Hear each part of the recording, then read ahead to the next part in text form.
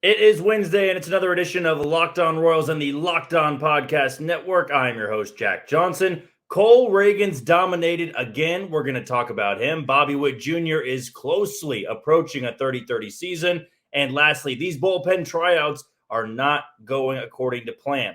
We're going to get into all that coming up next on Locked On Royals. You are Locked On Royals, your daily Kansas City Royals podcast. Part of the Locked On Podcast Network, your team every day.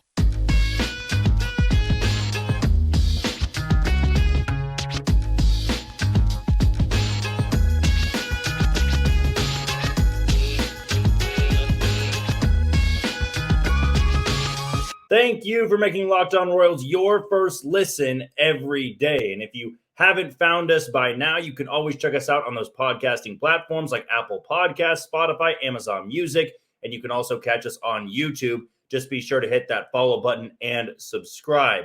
And if you want to find me, you can do so on Twitter at JohnnyJ_15. That's at JOHNYJ_15. I'm a lifelong Royals fan. Sports is really my passion. It's my job. I work at a radio station here in Kansas City, have daily radio shows, and a lot of that coverage goes to the Kansas City Royals. On Monday nights, I'm out at Kauffman Stadium down in the clubhouse, getting as much audio as I can. So if you're still into following this team, if you still love following along for the content, whether it be tweets or these podcast videos, I'm always here for it. Again, my Twitter handle is at JohnnyJ_15.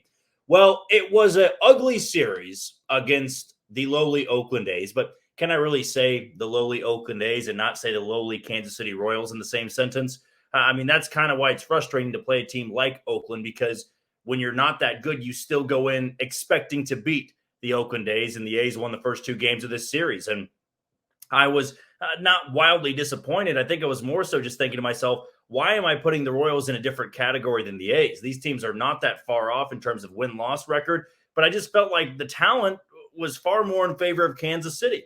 But in the first two games of the series, that was simply just not the case. Those were two teams that were very evenly matched. The Royals were not showing out in the way that I thought they would. They'd had a lot of games decided by 2 runs or less. I believe it was 10 straight games, but they were 2-8 in those games, so they weren't able to really close the door or finish the deal.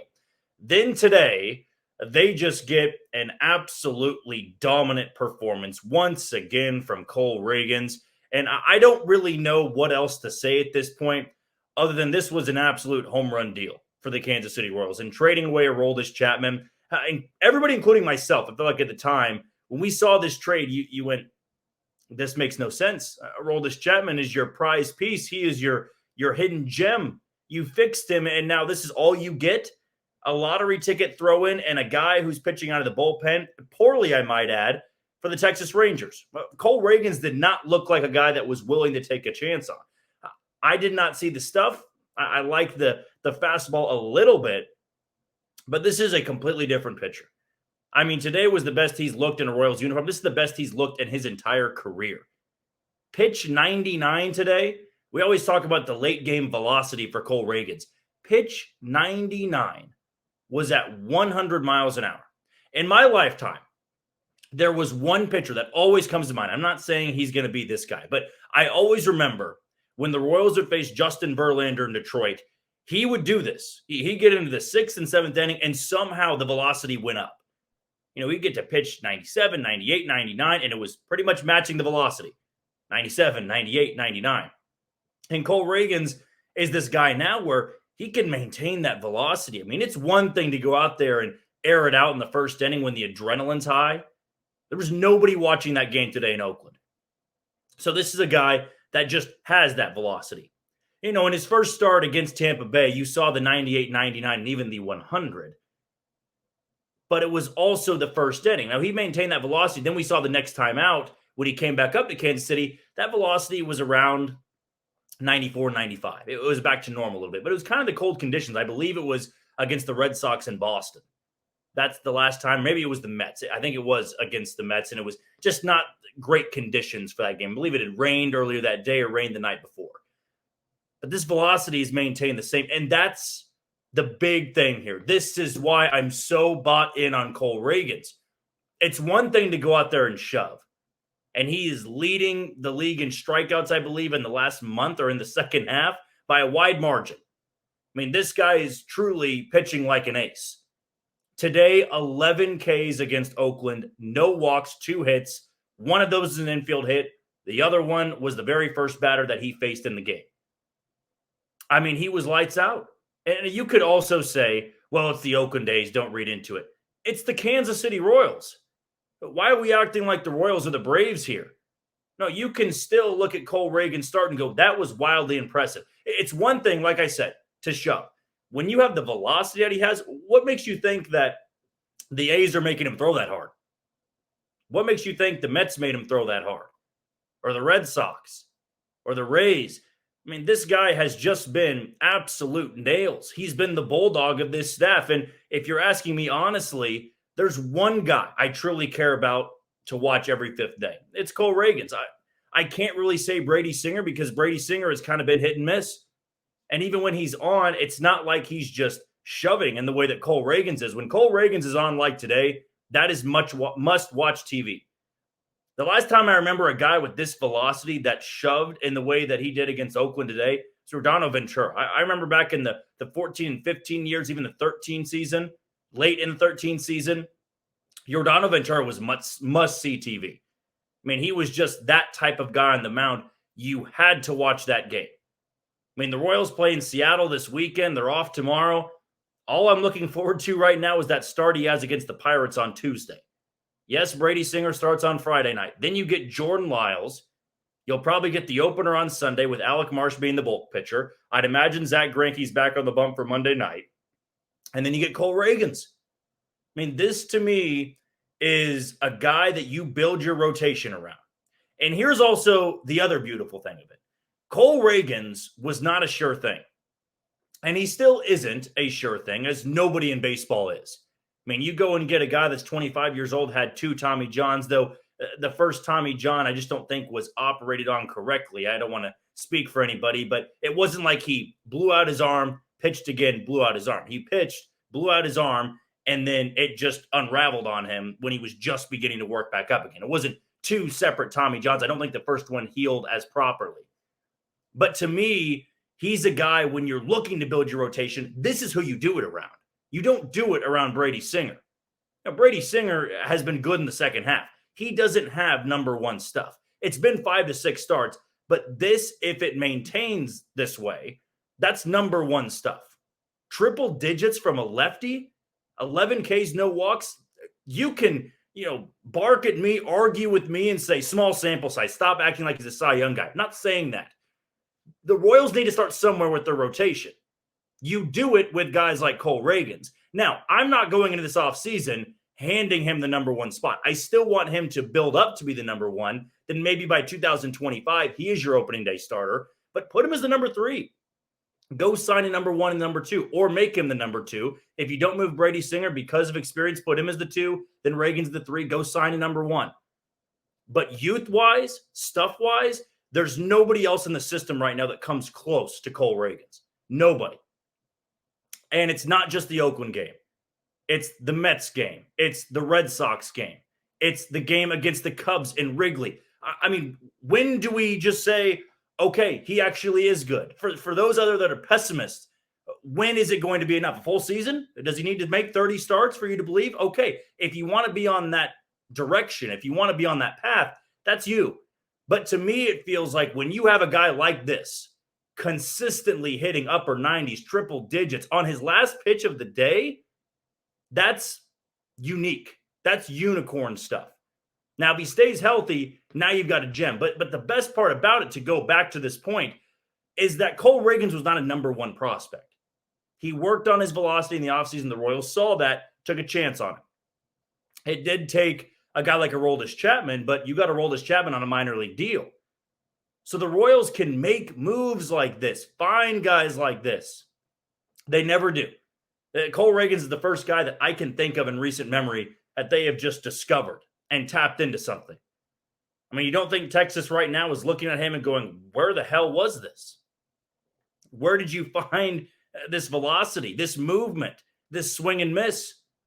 Now, I'm not saying the Royals completely, tapped into all that potential. A lot of it is just him. You need to give him the praise there. But my goodness, today I was watching a guy that's maybe a future ace of a staff. For a bad team, absolutely. And the Royals are a bad team right now. But I don't know. I don't know how much more I need to see to believe. I was on the Cole Ragans train, after that start against the Mets. I was kind of on the train after that first start against Tampa because the velocity alone. I've said this about pitchers before. They have the velocity. I can work with it. If you're a guy that has high velocity, low command, I can work with it. I can deal with it. I can deal with you going in there and walking a few guys, but getting the punch out. That's why I wanted John McMillan in Kansas City. And lo and behold, John McMillan's looked really good in his 3 outings so far. That's why I like Dylan Coleman last year. And this Dylan Coleman, I don't like so much because the velocity isn't there. You throw that hard, you can work with it. That's what the great teams do in developing out there. You get a guy with high velocity, high spin rate, that's something you can work with. And the Royals clearly have something to work with in Cole Ragans. Now, Ragans wasn't the only star of this game. Another guy, and surprise, surprise, it is the star of this team, and Bobby Witt Jr. homered again, the second time in this series against Oakland. He is 4 home runs away from a 30-30 season. Let's check up on Bobby Witt Jr. when we return on Locked On Royals. You are tuned into Locked On Royals on the Locked On Podcast Network. I'm your host, Jack Johnson. You can always follow me on Twitter at JohnnyJ_15. That's at JOHNYJ_15. Before we talk about the Royals star in Bobby Witt Jr., let's give a shout out to today's title sponsor in eBay Motors. For a championship team, it's all about making sure every player is a perfect fit. It's the same when it comes to your vehicle. Every part needs to fit just right. So the next time you need parts and accessories, head to eBay Motors. With eBay Guaranteed Fit, you can be sure every part you need fits right the first time around. Just add your ride to My Garage and look for the green check to know the part will fit, or your money back. Because just like in sports, confidence is the name of the game when you shop on eBay Motors. And with over 122 million parts to choose from, you'll be back in the game in no time. After all, it's easy to bring home a win when the right parts are guaranteed. Get the right parts, the right fit, and the right prices on ebaymotors.com. Let's ride. eBay Guaranteed Fit. Only available to U.S. customers. Eligible items only. Exclusions apply.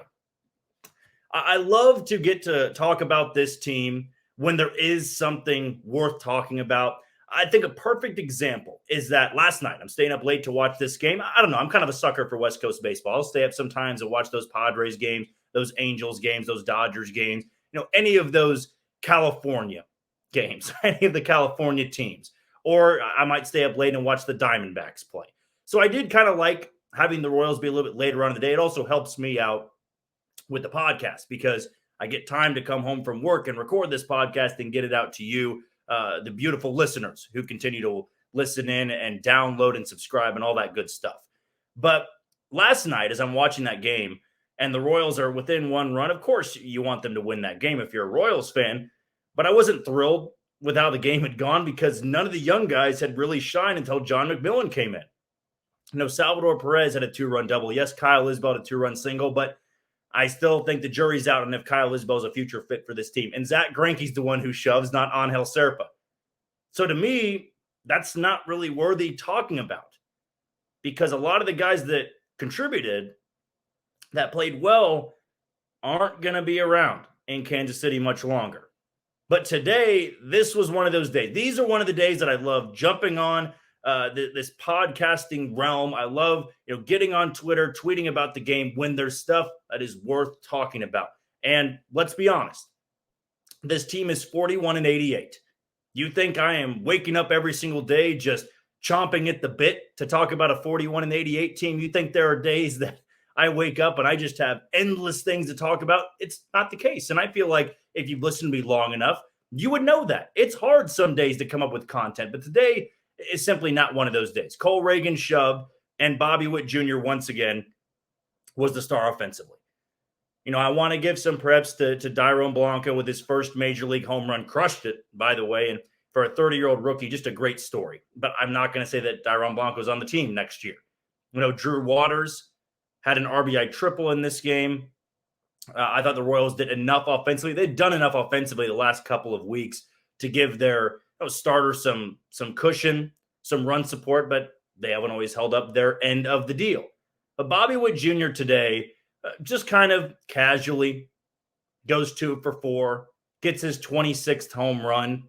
No, his single earlier on in the day, 113 miles an hour, 111 miles, I believe it was. Might have been 107 or 108, something like that. It's in the range of 107 to 113. And then his home run was not far behind that. He just continues to impress me with, even in days like this. He's not going to be all over the MLB account. He's not going to have people tweeting about him left and right. Here in Kansas City, of course, we will, because this is the main star player that you have. But to me, it's that these casual games are getting more and more common. I think a casual game for Bobby Witt Jr. last year was 1 for 4. He had a pretty good at bat, maybe legged out a single, maybe had a double in that game, but it never was something that made you go back and look at it and say, that was a great game. It was a casual game. He did enough. He had a hit in the game. Maybe he played well defensively. But this is different now. This is different because he can have those games like he did in the Seattle series where he's 4 for 5, inside the park home run. He's playing Gold Glove defense at shortstop. I mean, that's the Bobby Witt Jr. that makes you go, wow. That's when MLB Network and ESPN notice what he's doing for a really bad baseball team win-loss-wise. Then there's days like today where, yes, he homers, and maybe I'm not giving him enough credit for homering in this game against the Oakland A's. But to me, it just felt like another game for him. And that's when it goes from a great player to a star player. Now, think about it when I'm going over this a little bit. And let's even throw out today. Let's do what he did, back in that series against the Cardinals. Okay, there was that big offensive outburst against the Cardinals. Don't believe he homered in the game. I could be wrong. I think he homered in that series. There were one of the games I'm thinking of here. It might have been on the Saturday game. I think Cole Ragans made that start. He had 2 hits in the game, and you don't even bat an eye. No, today he had the home run and the single, but it's like you don't even really notice he goes 2 for 4 now. You don't really notice when he goes 1 for 2 with a walk. Because maybe you're just caught up in the win-loss part of it. But to me, it's like when the star players in the game, when guys like Mike Trout, Shohei Ohtani, when Luis Robert, Julio Rodriguez, they'll just get 2 hits and you won't even notice it. As long as you can, not let them completely damage your pitching staff, you feel fine by it. And now I'm almost wondering if teams are attacking the Royals lineup and saying, nobody else is going to get us. There's one guy who's going to get us, and that's Bobby Witt Jr. Today, he did get the Oakland reliever, I believe, in that game. I think it was Kyle Muller he homered off of. So you get to him there. But he's in this hot stretch, this hot streak where it's almost just he's going to get his. Now, of course, last night he goes 0 for 5, and you could criticize me for that and saying, well, he did that against a bad Oakland pitching staff. If you don't watch baseball a lot, then I can understand why you would think one bad night can say, well, now he's just terrible again. No, let's not overreact.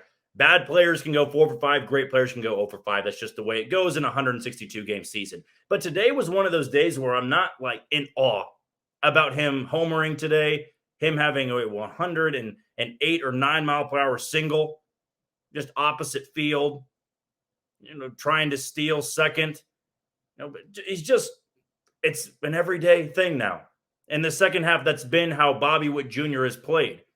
He's great defensively at shortstop, and you just expect him now to get hits at the plate. That's when it goes from a much different thing for me, at least as somebody who's consuming this game, that is tweeting, talking about this game.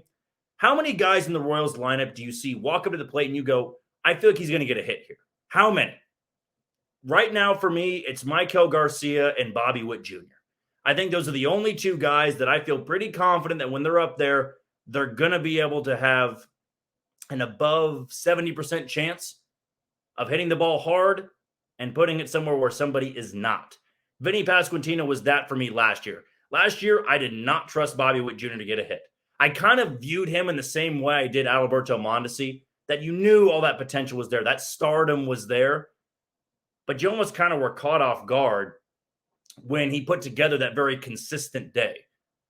It's like, wow, Alberto Mondesi went 2 for 4, no strikeouts, an RBI double and a home run. That's pretty impressive. But then he may follow it up with an 0 for 12 stretch with 7 strikeouts. Now, Bobby Witt Jr. did that from time to time last year, and even early on this year. Now, it's like I'm floored if he goes 0 for 4 or 0 for 5. I'm kind of shocked if he strikes out twice in a game. And that's such a good thing. And if he gets a 30-30 season, which now with over a month to go, he should get it, this is a different type of player you are dealing with. And we're talking about contract extensions and what he may want. I think a lot of us are hoping for a 10 or 12-year deal, but I'd imagine that if he signs an extension, it's in the ballpark of 6 to 7 because he doesn't want to hit the free agent market when he's 35 or 36. He would like to hit it when he's probably 29 or 30. So if a deal gets done, I'd imagine it's 6 or 7 years, which would still be good enough for the Kansas City Royals. But this is such a big part of what is happening in this rebuild. Now, 30-30 seasons, they're not very common. I think you should all know that by now. But it's almost in the way that he's done it entirely in the second half. Now, the stolen bases, that was a big thing for him in the first half. But I can't say that I was remotely considering a 30-30 season in the first half. It's been this second half where he's gone on this ridiculous tear. And I kind of chuckled to myself because in that first series, I think it was Tampa. It was Tampa. I went back through my tweets, I think it popped up to me somehow, but I was going back to find something I had said, and I stumbled upon this tweet. And it was against Tampa. It was in the series finale. The Royals won this game. But Bobby Witt Jr. had like an 110, 11-mile-an-hour double. I said, he's going to have a big second half. And I'm not trying to say I'm right, you're wrong, but you could just see things were spinning for him, how hard he was hitting it, how the defense was turning around. And now we're seeing a transcendent ball player, and it's fun to watch. It was fun to watch Cole Ragans. But again, when you have a great player, just keep churning out these games. Yes, he homered. Maybe I should buy into that a little bit more, but it just kind of felt like, hey, another day at the office for Bobby Witt Jr. That's when a great player goes to a star player, and the Royals certainly have a star on their hands. The last thing I want to dive into is about this bullpen. We constantly talk about this bullpen, but I have some frustrations I need to vent about because I don't believe there's a single guy in this bullpen that is a lock for 2024. I'm going to tell you why. Coming up on Locked On Royals. You are tuned into Locked On Royals on the Locked On Podcast Network. I'm your host, Jack Johnson. You can always follow me on Twitter at JohnnyJ_15. That's at JOHNYJ_15. This bullpen to me is kind of a love-hate relationship, really. And that may sound crazy, and that may be odd to hear, but there are guys I genuinely like in this bullpen and think they have a future, but there's also a lot of guys I don't know why they still get innings. And I think the frustrations I want to vent about completely stem from today, which, again, may sound a little crazy, may sound odd because the Royals shut out Oakland and won 4-0 in that series finale. But I want to basically spotlight, completely center this segment around Jackson Kowar. And he's not the only one. There have been multiple guys that have just fumbled this opportunity. The Royals are 41-88. If you think there are any high leverage spots for this team the rest of the season, you would be wrong. Yes, by statistics, by a mathematical situation, there are high leverage spots. Bottom of the ninth, 1-run game, guy at second, 2 outs. How do you fare in that spot? I think every human being has their blood pumping. You're nervous, but win or lose, that game doesn't matter to the 2023 Royals. In terms of the standings, the overall outlook. They win or lose a game. They won today, you feel good. It doesn't change anything about this season. So in reality, this is the most low pressure it could be for a lot of bullpen guys. And Jackson Kowar is another one of them. And he's always had great stuff. I put him up there in the organization, top 15 in pure stuff, fastball velocity, changeup, the slider he developed in the offseason, all of that. It's top 15 in the organization. But why I'm so frustrated in watching this bullpen is you have all these spots open. This is tryouts here. These are not guys pitching anymore where it's just a lock for 2024. Scott Barlow was a lock last year. He was a lock the year before. Josh Staumont in 2021 was a lock for 2022. Jake Brent, same thing. As long as they were healthy, they were locks. There is not a single guy in this bullpen right now, I would say, that is an absolute lock. I've fallen in love with what John McMillan has done. He, next to Carlos Hernandez, has the best stuff in this bullpen, but I can't say he's a lock just yet. I have to see a little bit more. But Jackson Kowar is one of those guys I've always rooted for, I've wanted to see, and he comes in a 4-0 situation today and walks the bases loaded. And Carlos Hernandez has to bail him out. You're in a spot where you have to prove to Matt Quatrero, to JJ Picollo, to John Sherman, I got this. I can get outs here. I have harped on Taylor Clark before. If you follow me on Twitter, and you can do so at JohnnyJ_15, at JOHNYJ_15, I have criticized Taylor Clark a lot this year and the spots he's been used in. But you know what he did today? He said, give me the ball. I'm getting 3 outs. Now, I don't think Taylor Clark's going to be on the team next year, but that's a mentality you have to have, whether it's 4-0, 7-0, or 1-0. Give me the ball. I'm going to get outs. John McMillan last night, in his 3rd big league outing, said, give me the damn ball. I'm going to get us 3 outs and give us a chance to win this game. The Royals didn't because, again, they're 41-88. But John McMillan has that mentality. Carlos Hernandez in the first half had that mentality. Today, he also had that mentality. Austin Cox before has had that mentality. But there's too many guys that nibble around the zone. I mean, you're facing the Oakland A's in front of 17 people. So, throw strikes. And I know that it's not as simple as that, but I want to quote the great Denny Matthews. Maybe not quote him, just paraphrase what he said before. Denny Matthews has never liked it when guys come in with a cushioned lead and they can't throw strikes. And to quote Ned Yost once again, son, either you can't throw strikes or you don't want to throw strikes, and unfortunately, neither work at this level. And Jackson Kowar is a guy that has so much potential, and we've seen the potential. We've seen it in AA and AAA. We saw it in college, and he can't put it together. But he's not the only one. I'm not trying to harp just on Jackson Kowar. There's too many guys in this bullpen that get the ball and they nibble. They're not taking this opportunity. Let's be honest. The Royals have an opportunity here in their bullpen that few major league teams do. There's so many bullpens out there that have guys that are locks. They are going to be there next year. This is an open tryout. And when I see guys not really take that tryout with, by the reins or by full force, it frustrates me a little bit. Like Jackson Kowar has the pure stuff to become a lock for this bullpen. But he goes in the day against the worst team in Major League Baseball and walks the bases loaded. Yes, the Royals have an off day tomorrow, which is why they could use Carlos Hernandez for an inning and 2/3. But come on now, you got to save the bullpen a little bit. You can't put your starter in jeopardy of a win and a loss because you can't throw strikes. That just irritates me to no end. I don't like it when Taylor Hearn comes in and he can't throw strikes as well. When Colin Snyder threw, 13, 14 straight balls? That's just not competitive enough. This is an open trial. There should be pressure, yes, but not immense pressure where it's going to dictate a team's playoff chances as opposed to not making the playoffs. The Royals are not making the postseason. They're not going to have a winning record. They're going to lose over 100 games. This should be as low leverage as it gets for some of these guys. And I know some of them are pitching in a big league bullpen for the first time, but if they're not going to take it, somebody else will. And I want some of these guys who I have so much hope for to do that. Jackson Kowar has so much potential, and he looked good in those first 2 outings since returning.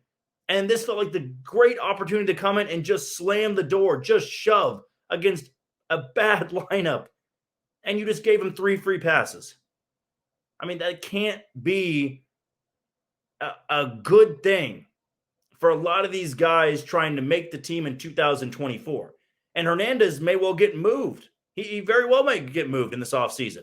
They could trade him away. And then who's the best guy in the bullpen? I might as well go say John McMillan because he clearly has the best stuff after Hernandez. Then who is it? The Royals are going to be active in Rule 5, I guess. Minor league deals, 1-year deals. They're going to try to rebuild this bullpen. And I'd imagine right now they can't go into 2024 with 1 or 2 bullpen guys. They need more guys to produce. And right now, that just doesn't seem like there's many guys wanting this opportunity or really taking this opportunity by full force. I'd like to see that heading into September because there's still so many guys that have good stuff, but it can't just be about good stuff. It's got to be about good mentality, and it's got to be about taking that opportunity with confidence.